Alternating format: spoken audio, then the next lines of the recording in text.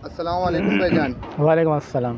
भाईजान, ये आप ज़रा बता दें कि आजकल मौजूदा हालात में जो महंगाई हो रही है, जिस तरह अभी बताया जा रहा है कि घी की कीमतों में भी इजाफ़ा हो गया है और पेट्रोल भी अभी और महंगा होगा, तो आप बताएं इसके बारे में कि गरीब के ऊपर क्या इस वक्त गुजर रही है जो मौजूदा हालात हैं।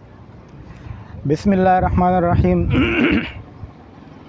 देखिए, जो सबसे पहली बात है कुरान की आयत है, वमा मिन दाब्बतिन फिल अर्ज़ि इल्ला अलल्लाहि रिज़्क़ुहा। रिज़्क़ की ज़िम्मेदारी अल्लाह ने ली है और मौत और रिज़्क़ ये इंसान के पीछे जो है ना घूमती है। पिछली हुकूमत ने 4.5 साल के अरसे में जो महंगाई की है, उस वक़्त जब गरीब आवाम कहती थी कि महंगाई है, तो तहरीक इंसाफ वाले हमें ये कहते थे कि ये महंगाई आलमी मसला है, पूरी दुनिया में महंगाई है कोरोना के बाद। हम चुप हो जाते थे, हम कहते थे ठीक है भाई। लेकिन नई हुकूमत के आने के 1 महीने के बाद जो महंगाई बढ़ी है, हम इससे भी नाखुश हैं। लेकिन दोगलापन, दो रंगी, ये तरीका आपका सही नहीं है। अगर आप तहरीक इंसाफ की हुकूमत में ख़ामोश थे तो अब भी आपको ख़ामोश ही रहना चाहिए। जिस तरह हमने 4.5 साल इस महंगाई को बर्दाश्त किया है, अभी आप भी बर्दाश्त करें। और जो हमारे सोशल मीडिया के वर्कर हैं और जो मशहूर लोग हैं, उनसे दरख्वास्त है कि वो ऐसे तजावीज़ आवाम के सामने लाए, कोई ऐसा लाएअमल तैयार करे कि गरीब आवाम को किसी तरीके से सहूलत मिले। मिसाल के तौर पे इस महंगाई का शिकार मैं ख़ुद भी हूँ।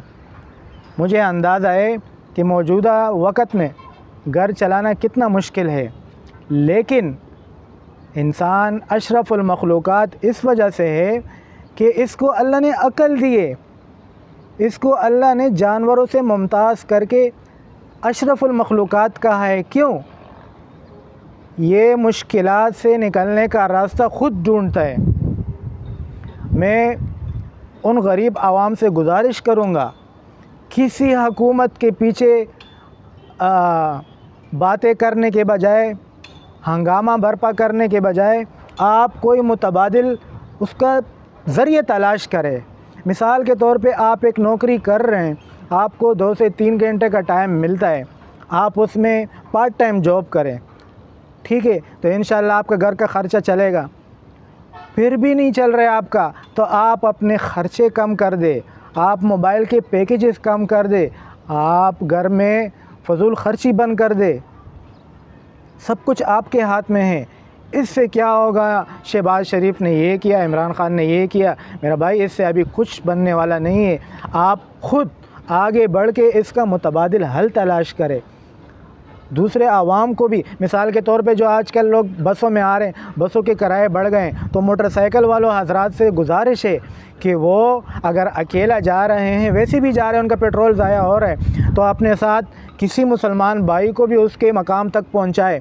ये कैसे होगा? ये सोशल मीडिया के ज़रिए होगा। एक बंदा जा रहा है, वो सोशल मीडिया पे लिख दे कि मैं इस रास्ते से गुज़रता हूँ, किसी भी भाई ने फ़ी सबीलिल्लाह जाना है तो आप मेरे साथ जा सकते हैं। हर मौजू पे, हर मोड़ पे जो है ना, हम ऐसे एक दूसरे के साथ देंगे। कोरोना जैसी सूरत हाल में आवाम ने एक दूसरे का साथ दिया। मौजूदा हालात कोरोना से बदतर है। अगर कोरोना में हम एक दूसरे के साथ दे सकते हैं तो इंशाअल्लाह जो हालात अभी आए, इनसे भी हम सुरखरू होकर निकलेंगे। वमा अलैना इल्लल बलाग। शुक्रिया कर साहब आपका।